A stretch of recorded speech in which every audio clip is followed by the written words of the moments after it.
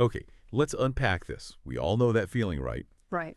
Staring down a pile of notes, maybe for something big like the MSRA exam, or you just need to get truly informed on a complex topic fast. There's an overwhelming amount of information out there, and trying to figure out what's actually important. It can feel like a deep dive into the Marianas Trench without a submarine. That's why we're here. Today, we're taking a deep dive into ovarian cancer. We've got a comprehensive set of revision notes right in front of us, the kind that cover everything from the fundamental definition all the way through to the nitty-gritty of complications. Our mission's pretty simple. Cut through that noise, extract the absolutely high-yield insights and facts from these notes, and help you understand the core points that truly matter, whether you're actively revising or just building your foundational knowledge quickly. So where do these notes tell us we need to begin? What exactly is ovarian cancer at its heart? Right. We really need to start with the foundational understanding the definition itself. What's fascinating here is, at its core, ovarian cancer is defined as a malignant growth of cells that originate in the ovaries. And the notes immediately flag the critical point right up front. If it's not detected and treated early, it has a significant potential to spread. That's key. Okay, the potential to spread early, that's important. What about the different kinds? The notes break it down, right? They do, yeah, which is crucial because they don't all behave the same way. The overwhelming majority, around 90%, are epithelial ovarian tumors. These arise from the cells covering the surface of the ovary. And among those, the most common subtypes you'll see mentioned are serous, endometrioid, clear cell, and mucinous. Serous being the most common of those. Serous is the clear frontrunner, yeah. In terms of prevalence, that's the main one. The other types are less frequent, but, still important to be aware of. You've got germ cell tumors, maybe 5–10%. They come from the cells that would normally develop into eggs. And then sex cord-stromal tumors, which are pretty rare, less than 5%. They arise from the connective tissue within the ovary.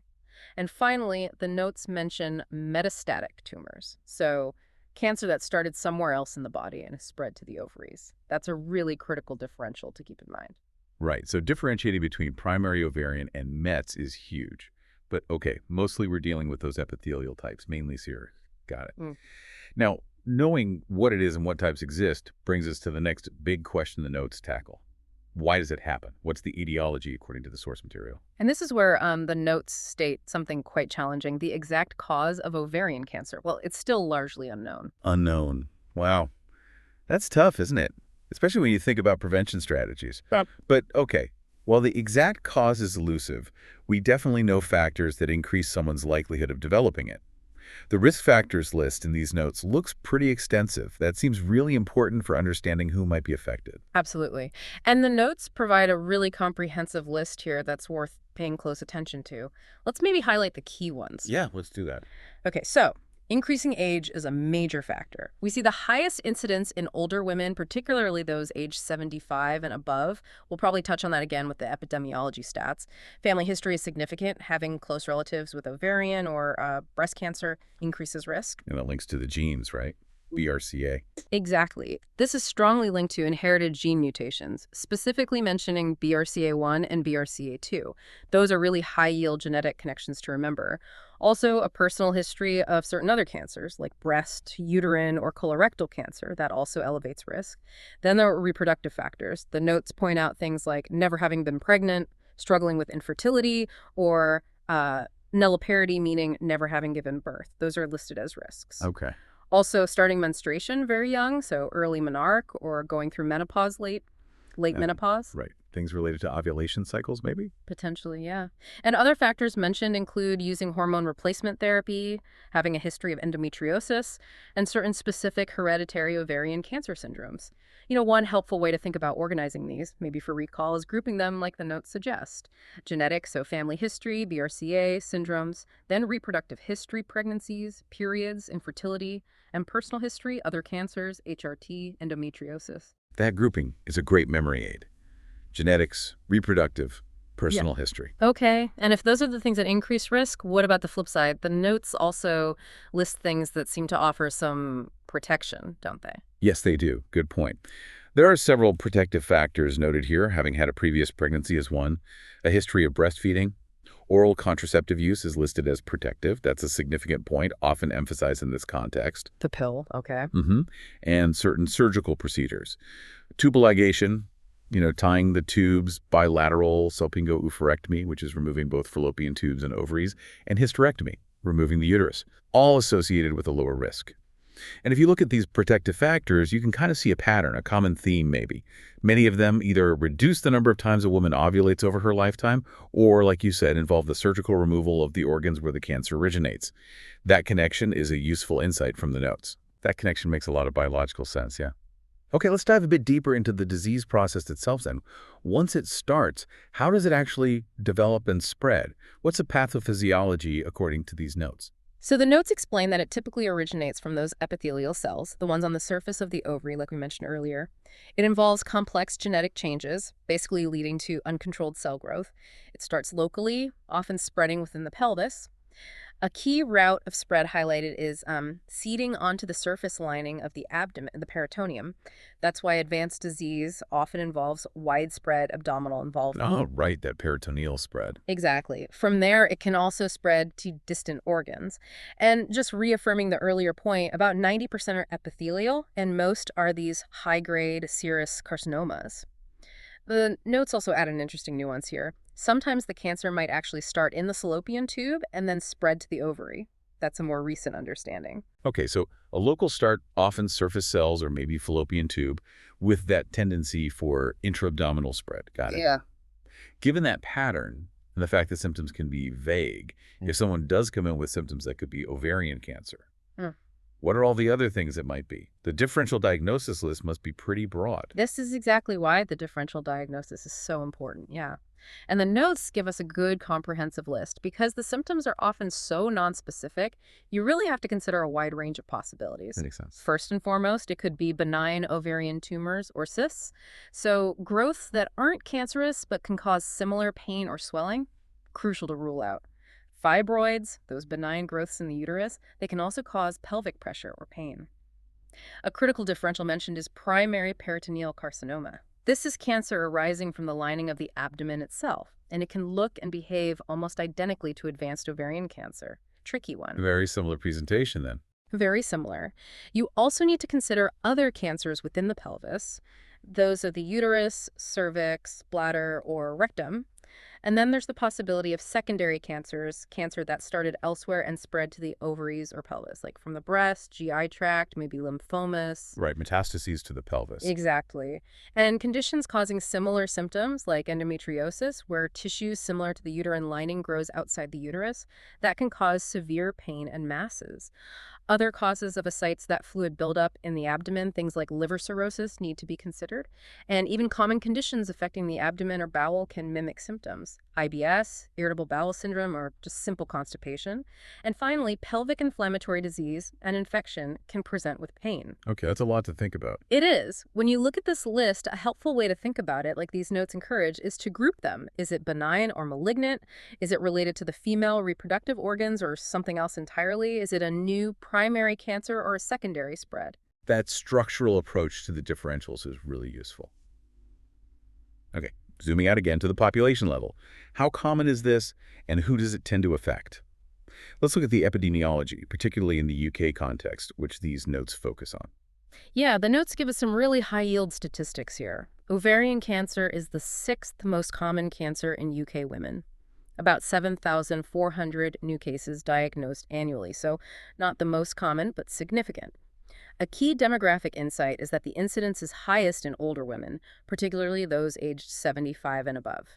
That age group is really where you see the peak, and the notes emphasize a crucial, quite sobering statistic. It is the leading cause of gynecological cancer deaths in the UK. The leading cause of death among gynae cancers. Wow. Yeah. While it's noted as more common in white women compared to Asian or Black women, there's also an interesting trend mentioned. While incidence is projected to rise slightly, mortality rates are actually projected to fall quite significantly in the coming years. Oh, that's good news. Suggests treatments are improving. It suggests treatments and maybe pathways are improving, yeah. So for remembering the epidemiology, think about its ranking. 6th overall in women, #1 for gynae deaths. And that peak age group, 75 plus. Got it. Okay, let's circle back to those symptoms because you mentioned they're notoriously vague. What's the typical clinical presentation like, and how does that contribute to the late diagnosis rate we hear so much about? Yeah, this is arguably the most challenging piece of the puzzle, as these notes clearly highlight. The symptoms are often just vague. They start gradually, insidiously, and they can easily be mistaken for much less serious, much more common conditions. Like IBS or just getting older? Exactly. The common, persistent, or frequent symptoms the notes list are really crucial to remember. Abdominal bloating or distension, abdominal, pelvic, or back pain, feeling full quickly after eating, early satiety, urinary urgency or frequency, and changes in bowel habits, sometimes presenting as diarrhea. The key is often the persistence or frequency of these. Persistent or frequent? The critical insight from the notes, the really stark one, is that because these symptoms are so vague and easily dismissed, nearly 60% of women present at advanced stages, stage 3 or 4. 60%, that's huge. It is huge. And this late presentation is the single biggest factor driving the poorer prognosis compared to many other cancers. As the disease progresses, you might see associated findings like abnormal uterine bleeding, and as fluid builds up, ascites in the abdomen or pleural effusion in the chest. The notes describe how metastasis often involves pelvic and periaortic lymph nodes and, again, that peritoneum lining.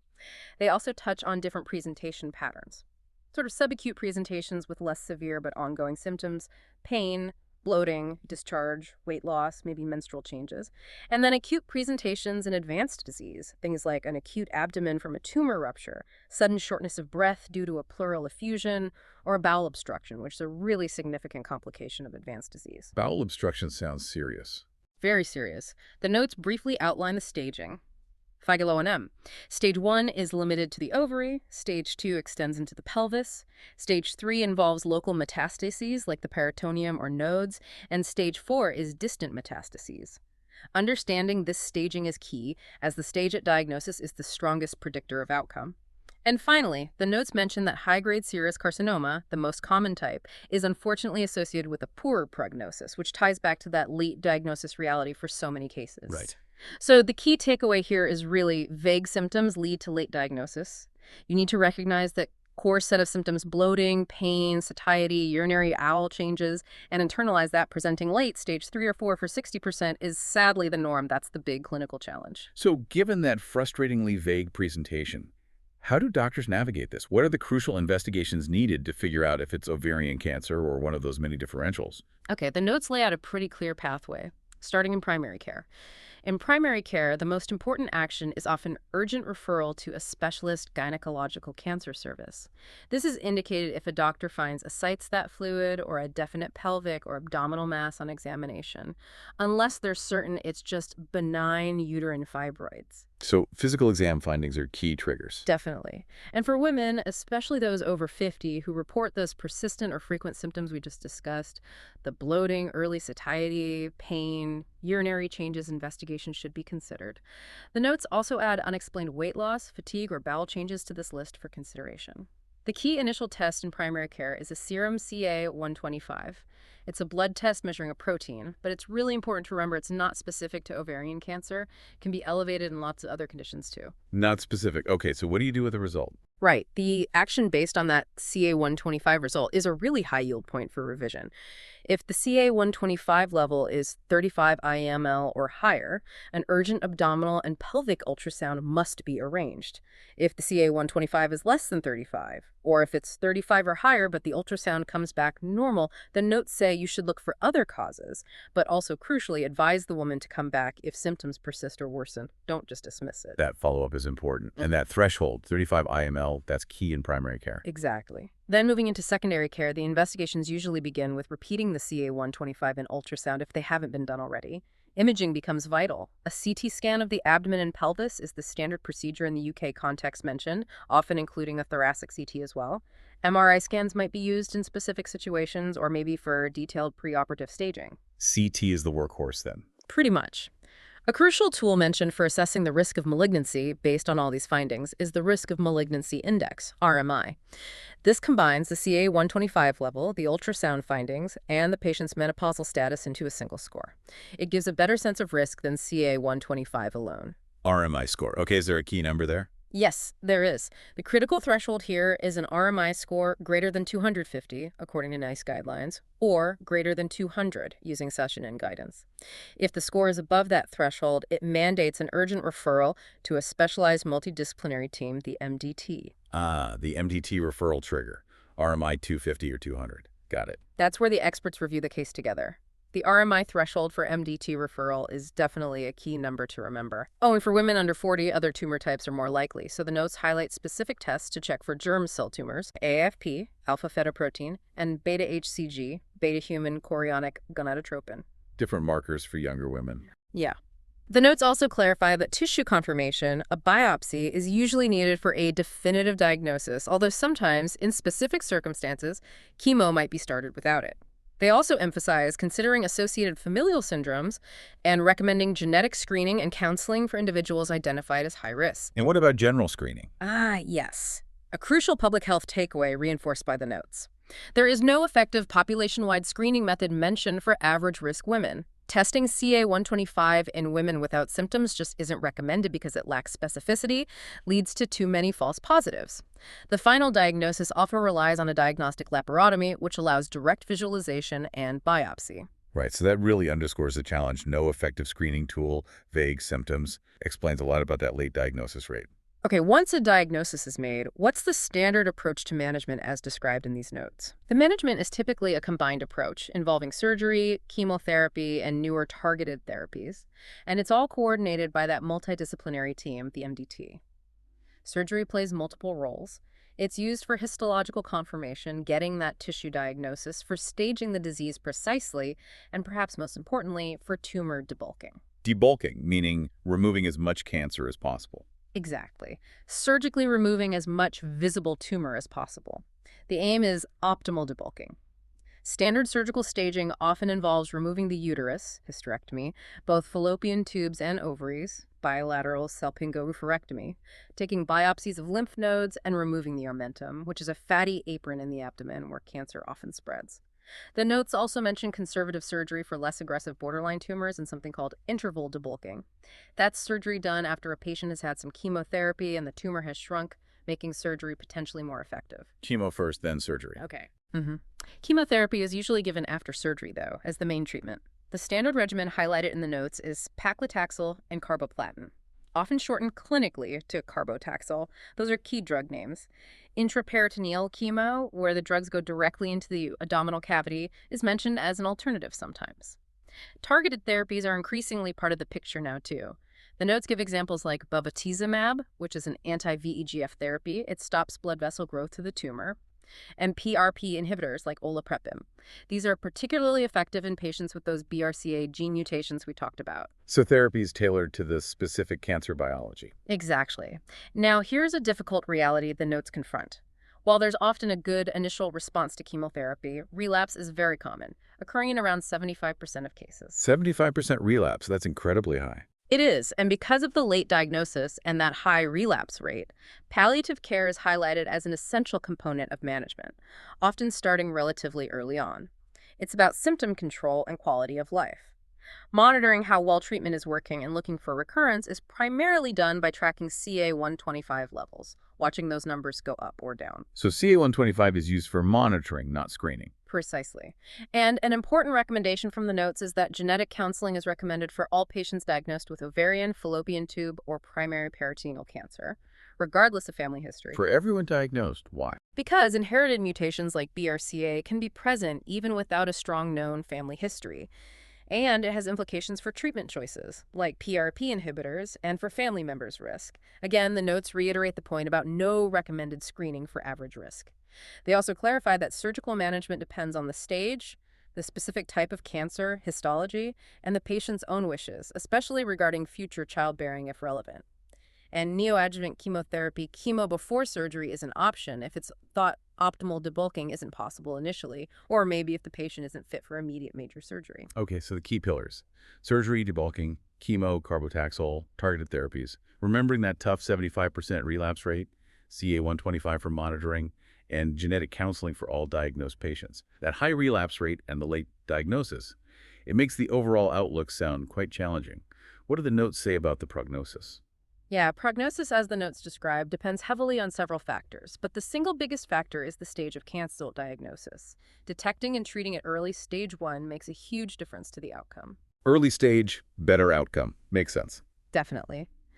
Other factors influencing prognosis include the specific subtype, the histology, the patient's age and overall health, and of course, how well the cancer responds to treatment. The overall picture given by the notes is a 5-year survival rate of around 46%. Less than half survive 5 years. Overall, yes. And if we put this into perspective, this number is unfortunately low, largely because, as we discussed, such a high proportion, the notes say 80% present at advanced stages, stage 3 or 4, where the disease is much, much harder to cure. Cancer caught at stage 1 has a significantly better survival rate, often over 90%. That really highlights the impact of late diagnosis. It really does. There is a more positive note in the trends, however. While it's still a leading cause of gynae cancer death, mortality rates have been falling over time and are projected to continue falling in the UK, which, as you said, likely reflects progress in treatment and care pathways. Okay, so for prognosis, remember that stage is king. Know that approximate overall 5-year survival rate, around 46%, and understand why it's relatively low, linking it back to that high rate of late diagnosis. But also note the positive trend in mortality. Finally, let's cover the various difficulties patients might face, either from the cancer itself or the treatments. What are the key complications listed? The notes helpfully group complications by their source, which is quite useful. First, complications of the tumor itself can occur. Things like the ovary twisting on its blood supply, that's torsion, or the tumor rupturing or becoming infected. Then there are complications of treatment, primarily side effects from chemotherapy. The notes list things like bone marrow depression affecting blood cell counts, making infection more likely, increased risk of infection itself, nerve damage, that's neurotoxicity, kidney damage, nephrotoxicity, and hearing damage, ototoxicity. Standard chemo side effects, but still significant. Absolutely. And finally, and often very significantly, there are complications of advanced disease. These often cause serious problems and contribute heavily to morbidity and mortality. The notes list malnutrition, electrolyte imbalance, bowel obstruction. Both small and large bowel obstruction are major difficult issues in advanced disease. Ongoing infection, the accumulation of fluid in the abdomen, that's ascites, and fluid in the chest cavity, pleural effusion. Those sound like really tough complications to manage. They are. The notes specifically underscore that these late-stage complications, bowel obstruction, malnutrition, pleural effusion, cause significant morbidity and mortality. They really impact quality of life and survival. So, to remember complications, maybe think of the category. Is it from the tumor itself, from the treatment given, or from the advanced stage of the disease? Wow, that is a comprehensive picture. It covers everything from the very definition right through to the difficult reality of complications and prognosis, all based on these notes. Yeah, and if we connect this all to the bigger picture, what these notes really highlight is the immense challenge posed by ovarian cancer. Understanding each of these areas, the subtle symptoms, the risk factors, the lack of screening, the investigation pathway, the complexities of management and prognosis, it's absolutely vital for anyone wanting to be well-informed or preparing for exams. It's really about recognizing the condition, navigating those diagnostic hurdles, managing it effectively, and providing compassionate care. It really emphasizes that core problem, doesn't it? The symptoms are frustratingly common and vague, leading to diagnosis often happening way too late. Yet these notes repeatedly show that early detection is clearly the absolute key to better outcomes and a more positive prognosis. Which really does raise an important question, I think. Given that these comprehensive notes confirm there's no effective population-wide screening method for average-risk women, and knowing how subtle and persistent those key symptoms are, how can awareness among both the public and healthcare professionals be improved to help catch these cases earlier? What more can be done? That's a really crucial question to end on. And that brings us to the end of this deep dive into ovarian cancer.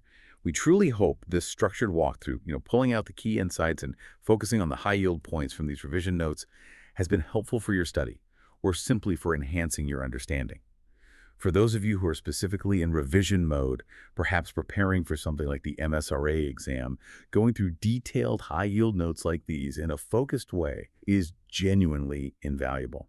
If you found this deep dive useful, remember there are many other resources out there that can help. You can find more revision materials and practice questions to test your knowledge at passthemsra.com. And for even more free resources specifically designed to support your medical learning journey, be sure to check out freemsra.com. Lots of good stuff there, too. Absolutely. Thanks so much for joining us for this deep dive. Keep learning, stay curious, and we'll catch you on the next one.